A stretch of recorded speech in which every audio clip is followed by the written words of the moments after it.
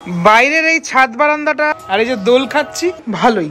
কিরকমটা tariff রয়েছে, খাদ্য বস্ত্র আর হচ্ছে বাসস্থান, এই তিনটে নিডি জিনিস যদি আমাদের মধ্যে না থাকে, অর্থাৎ রুটি কাপড়া মাকান, তিনটে জিনিস যদি না থাকে তাহলে জীবনটাই যেন কেমন অগোছালো হয়ে যায়। আপনি ঘুরতে এসছেন বেনারসে, অর্থাৎ শৈব শহরে, আর সেখানে থাকবেনটা কোথায়? বেশ কয়েকদিন তো থাকতে হবে নাকি? তাই জন্য আজকের এই ভিডিওটাতে আপনাদেরকে দেখাবো আমি বেনারসে ঘুরতে এসে ঠিক কোন জায়গাটাতে রয়েছি, আর এই যে দোল খাচ্ছি সেটাও বা কেন খাচ্ছি সেটাও আপনাদেরকে দেখাবো। প্রথমেই শুরু করি একদম আমরা যেখানে রয়েছি সেই ঘরের একদম যে ছাদ বারান্দা, সেই ছাদ বারান্দা থেকে। আচ্ছা, তার আগে জেনে নিই আমরা যে এই হোটেলে আসতে গেলে আপনি কিভাবে আসবেন। হোটেলের নাম ফ্যামিলি গেস্ট হাউস। নিচ থেকে একদম টপ ফ্লোরে চলে এসেছি আমরা। নন এসি রুমে রয়েছি, তবে হ্যাঁ এখানে এসি রুমে অ্যাভেলেবেল রয়েছে, যদিও এই মুহূর্তে এসি রুম নেই, তার জন্যই আমরা নন এসি রুমে রয়েছি। বাইরের এই ছাদ বারান্দাটা খানিকটা ঠিক এরকম, এটা আমি পরে আসছি। আর এটা তো বাড়তি পাওনা রয়েছে এটা। আর আমাদের যে রুম, সে রুম হচ্ছে এটা। আমরা তিনজন রয়েছি। খাটটা একটু অগোছালো রয়েছে, তার কারণ আমরা এসে রেস্ট নিচ্ছিলাম এখানে, সেটার জন্য। তো তিনজনের জন্য সাফিসিয়েন্ট এই মানে খাটের মধ্যে তিনজন তো আমরা থাকতে পারবোই। আর এখানে একটা এরকম টেবিল মতো রয়েছে যেখানে আপনার জিনিসপত্র সেটা তো থাকবে। একটা জানলা রয়েছে, ফ্যান, আর এখানে একটা আয়না, একটা ওয়ার্ড্রপ টাইপের রয়েছে ছোট্ট মতো, ঠিক আছে। আর চার্জিং পয়েন্ট এরকমটা রয়েছে। রুমের কন্ডিশন মোটামুটি ভালোই।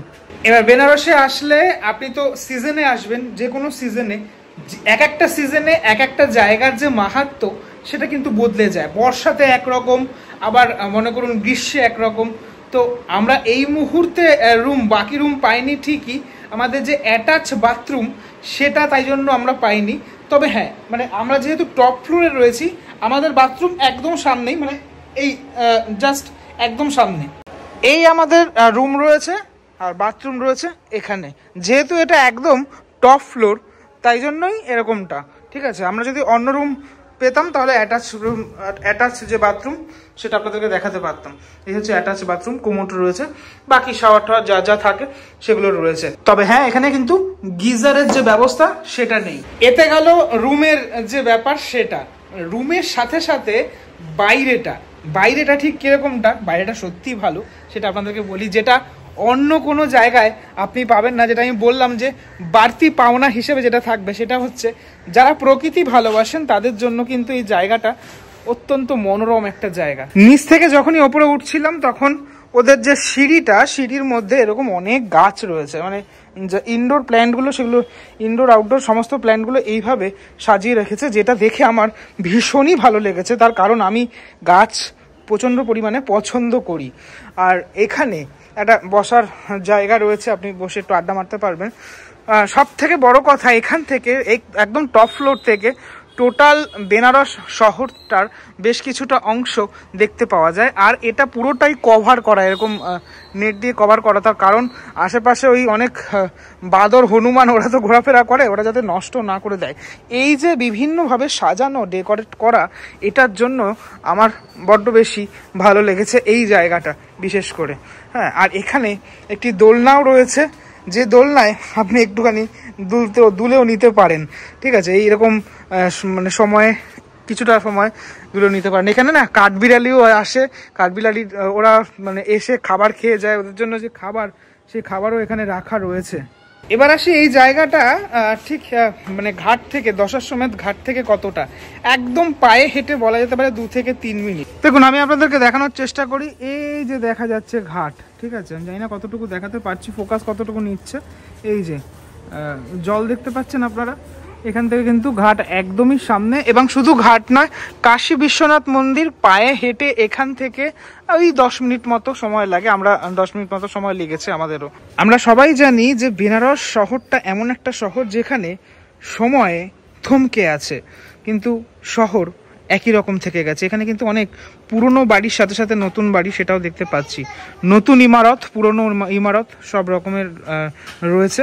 আর সমস্ত হোটেলেই প্রায় এই জিনিসটা, অর্থাৎ এই যে কভার করা যে ব্যাপারটা, সেই ব্যাপারটা লক্ষণীয়। তার কারণ ওই যেটা বললাম, বাদর বা হনুমান ওরা এসে জিনিসপত্র নষ্ট করে দেয়, সেটার জন্যই এটা। কি গাছ নেই, সব রকমের গাছ এখানে কিন্তু রয়েছে। বাকি যারা যে বাচ্চারা দেখতে পাচ্ছি আমি, ওরা সাইকেল নিয়ে একটু ওঠানামা করছে, ঠিক আছে, একটু খেলা করছে। এই জিনিসটার জন্য কিন্তু বেশ অতি উত্তম একটা জায়গা এটা। এবার আসি যে এই জায়গার কীরকমটা ট্যারিফ রয়েছে। ফ্যামিলি গেস্ট হাউস, আপনি যদি এসিতে থাকেন তাহলে এক রকমের, আপনি যদি নন এসিতে থাকেন তাহলে কিন্তু আরও এক রকমের। এটা তো স্বাভাবিক ব্যাপারই, সবাই জানি আমরা। তো আমরা 3 জনে রয়েছি নন এসিতে। এই রুমে যে আমাদের যে ট্যারিফটা পড়েছে সেটা হচ্ছে 1000 টাকা, যেটা ওঠানামা করতে পারে। আপনাকে কথা বলে নিতে হবে সেটার সাথে, মানে সেটার ব্যাপারে কথা বলে নিতে হবে। অবশ্যই ডেসক্রিপশানে ফোন নাম্বার দেওয়া থাকবে হোটেলের, আপনি কথা বলে নিতে পারেন। আর মানে যে এসি রুম যেগুলো রয়েছে সেগুলো 1500 টাকা থেকে শুরু, ঠিক আছে। তো আপনি সেখানেও আপনি কথা বলে নিতে পারেন। এই টোটাল যে ফেসিলিটি, অর্থাৎ বেনারস শহর দেখা, একদম কাশী বিশ্বনাথ মন্দিরের থেকে 10 মিনিট পায়ে হেঁটে, দশাশ্বমেধ ঘাট থেকে ওই 5 মিনিট মতো লাগে এখান থেকে যেতে, ঠিক আছে। এই যে সব কিছু, সে সব কিছু ফ্যামিলি গেস্ট হাউসে আপনি পাবেন। যেটার জন্য আর একটা ব্যাপার আমি ভুলে যাচ্ছিলাম, সেটা হচ্ছে এই এলাকাটা বাঙালি টোলা এলাকা। এলাকাটার নাম বাঙালি টোলা, অর্থাৎ এখানটাতে সমস্ত বাঙালিরা মিলে একটা বাজার মতো করা হয়েছে, যেখানে এই টোটাল জায়গাটা হচ্ছে বাঙালি টোলার মধ্যে, যেটা আমার সব থেকে বেশি ভালো লেগেছে। আমি যেহেতু নিজে বাঙালি, তাই জন্য আমি নিজে রিলেট করতে পারি, সেটার জন্য ভালো লেগেছে।